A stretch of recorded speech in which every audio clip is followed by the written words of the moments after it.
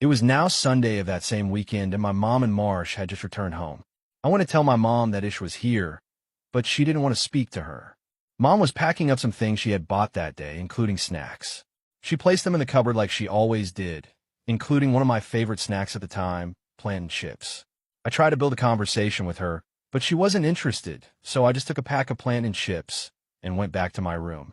I told Ish about the interaction with my mom, and I knew she felt a certain way because I had been accepted by her family, and she really wanted the same acceptance from my mom. A few moments later, Marsh opened the door and attacked me, apparently for taking her plantain chips that were in the cupboard. I tried to restrain her as best I could, and my mom also assisted. She eventually calmed down and told my mom that she was leaving. I told both her and my mom that I had no idea the plantain chips were hers and offered to purchase a replacement right away. My mom told her to just take another one from the cupboard, but she refused because she wanted the specific one I had already eaten. Marsh left that day, and Ish left the following morning. A couple of days after the incident, Marsh and I spoke over the phone. She told me she was at her sister's place, so I went there to check up on her. She seemed more relaxed, and we spoke a little, with no animosity. Each month after that, I gave Marsh money, along with diapers and clothes, in preparation for the birth of our child. In January 2013, I received a call from my commanding officer to attend a meeting with him and Marsh. At the start of the meeting, the officer told me that Marsh had come to report that I was not supporting her and our unborn child. I told him that wasn't true, as I had been giving her money and other items to help prepare for the birth. The officer recommended counseling, which we both attended. Upon conclusion, it was agreed that Marsh would sign a receipt for any money she received in the future.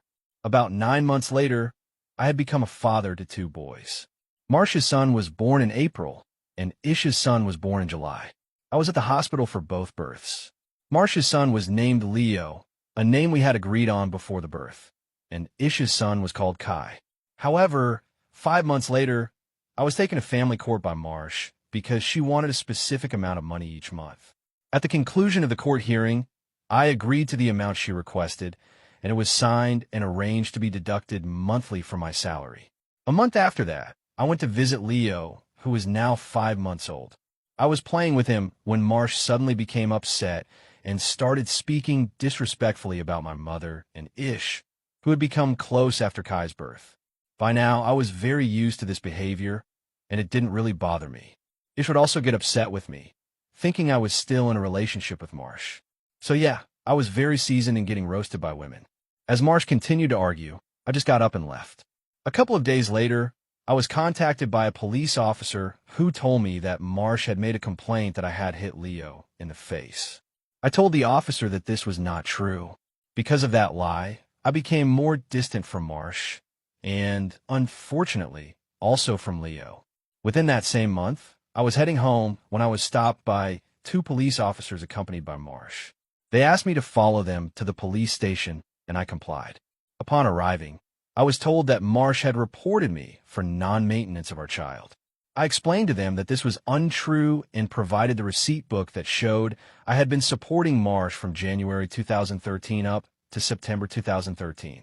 I also told them that we had just been to family court earlier that same month, where we both agreed on a sum to be deducted from my salary and sent to her monthly. I even gave her money and diapers for Leo that same day. My mother, upon hearing what happened, also went and gave Marsh money.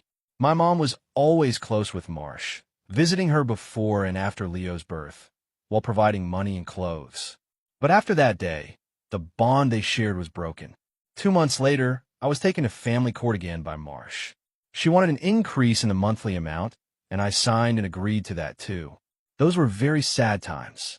Coming from a guy who knew nothing about the world and what experiencing it entails, I got a full course in hell hath no fury like a woman scorned. But I took it for what it was and never complained. It was never my character to be held down by challenges. I faced them head on, without fear and with confidence.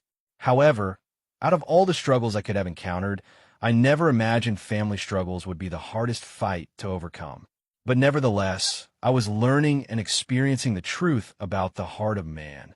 And without even realizing it, I was maturing and changing with every experience. There were many things I did wrong, things that should not have happened, and because of this, I never once blamed Marsh.